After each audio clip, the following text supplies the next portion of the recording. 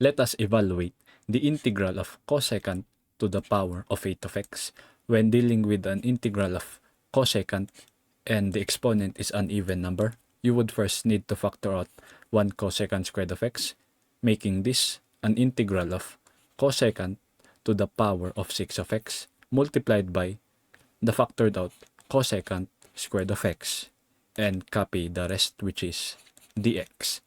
The next step would be to transform the remaining terms according to its trigonometric identity. We have a cosecant here.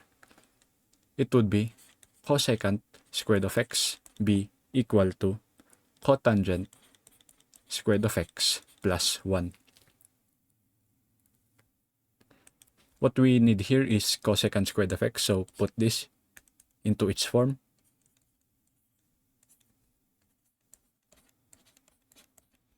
Six divided by 2 would be equal to 3. And copy the rest. And now, we can substitute it or transform it.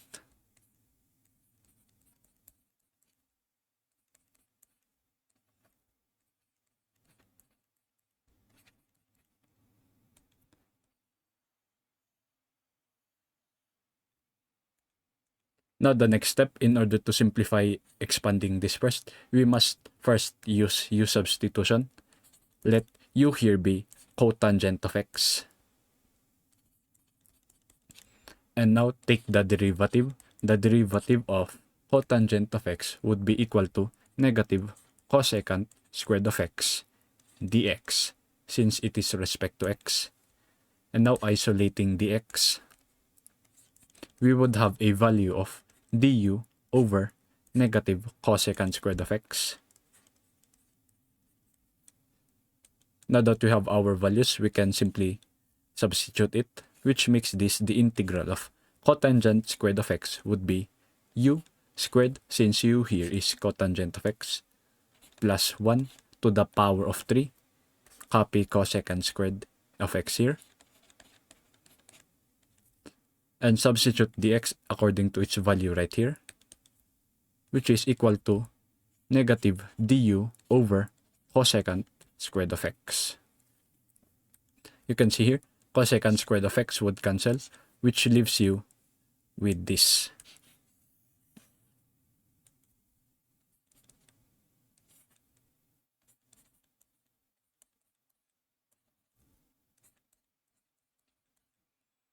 But we can put the negative sign outside the integral.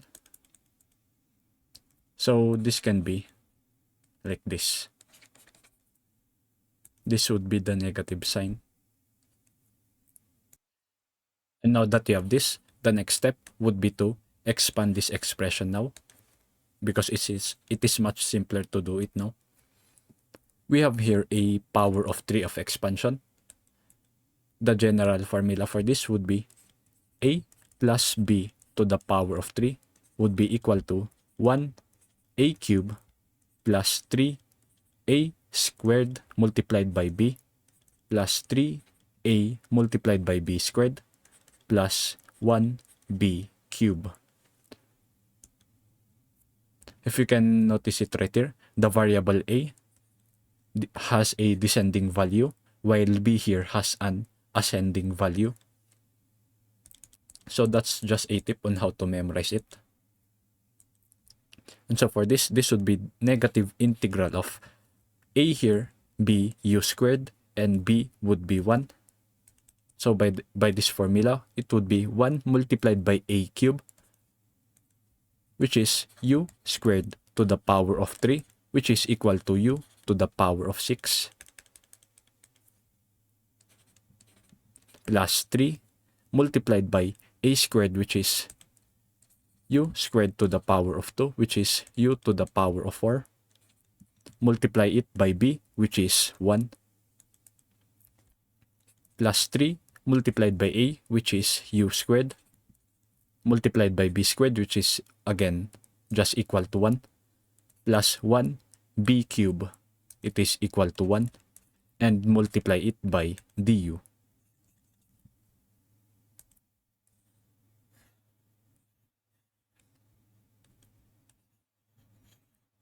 Now that we have expanded this, the next step would be to integrate this one by one via power rule. But first, let us take account of the negative here. So this would be negative, and let us multiply it by the integral of this one. First up would be this. The integral of u to the power of 6 would be u to the power of 7 over 7 plus 3 multiplied by the integral of this one would be u to the power of 5 over 5 plus 3 again, and multiply it by the integral of this, which is equal to u to the power of 3 over 3 plus the integral of 1 du would be equal to u, and add plus c every integral. And now we can distribute the negative sign first, which makes this negative. We can rewrite this as 1 over 7 multiplied by u to the power of 7 plus 3/5. Wait, this should be negative because we will distribute the negative sign. Minus 3 over 3 would cancel, which leaves you with u cube minus u, and add plus c.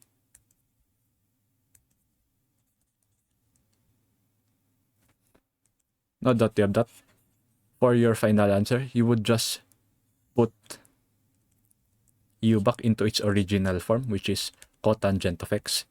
And now, your final answer for the integral of cosecant to the power 8 of x would be equal to negative 1 over 7 cotangent to the power of 7 of x minus 3/5 multiplied by cotangent to the power of 5 of x minus cotangent to the power of 3 of x minus cotangent of x plus c.